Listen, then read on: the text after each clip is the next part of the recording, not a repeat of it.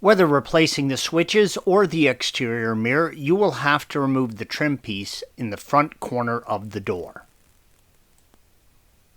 Use a trim removal tool and gently pry the lower section away from the door. With the lower section out, lift up, red arrow, on the trim piece to release it from the upper hook in the mount.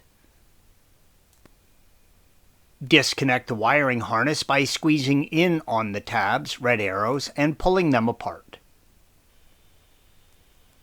The switch is held in place by a friction fit between the switch, blue arrow, and the trim piece, red arrow. Push the switch forward and out towards the front of the trim piece. If you are replacing the exterior mirror, pull the electrical connection out from the mirror housing. Remove the 3 T25 screws, red arrows. Use care, as once these are removed, the mirror is free and it will fall. Remove the mirror from the door frame. Inspect and/or replace the door gasket as needed. Installation is the reverse of removal.